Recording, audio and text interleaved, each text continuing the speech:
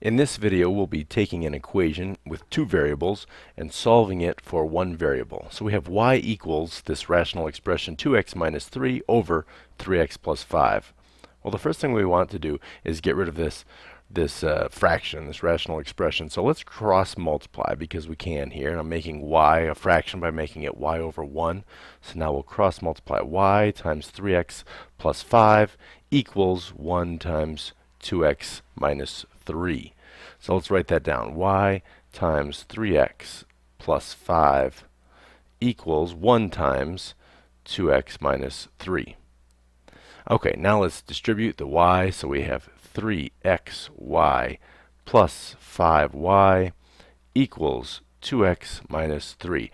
Now what we want to do is get all of the x terms on one side and everything else on the other side. So when we're solving for a variable, in this case x, you treat the x as the variable, and you treat you treat everything else. X, I'll label that with yellow for variable term, and you treat everything else here underlined in purple as a constant.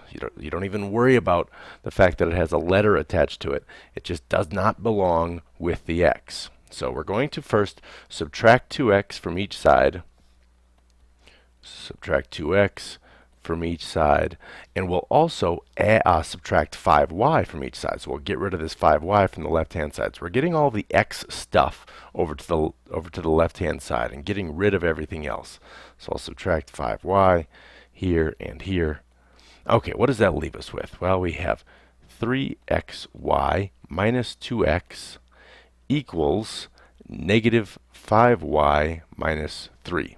Okay, even though I said y is like a constant, you still can't combine a y term with a constant term of negative 3. So it's still negative 5y minus 3. You can't push those together at all. Now, here's the tricky part. How do we get this x by itself? It looks tricky at first, but once you do it just one time, I promise you'll like it. All we have to do is factor out an x. We have an x that's common in each of these terms, and so I'm going to factor out an x. And what's left? Well, it's being multiplied by 3y, and it's being multiplied by negative 2. And that still equals the rest of that, equals negative 5y minus 3. Now, in one fell swoop, all we have to do is divide everything by what is being multiplied by x, 3y minus 2, and 3y minus 2. And this crosses out, and you're left with this equals x. I'll write it down here. We get x equals negative 5y minus 3 over 3y minus 2. That's it. So that's the trick here, is factoring out that common term, or that common variable when you see something like this, and then dividing by all of this junk here. And that gets rid of it on the one side and just pushes it over here. This is not mathematical terms, pushing things, but that's what it feels like. And then you're left with this one variable isolated. And that's what you really want to do. When you're solving for something, you are really isolating that one variable. I hope that helps.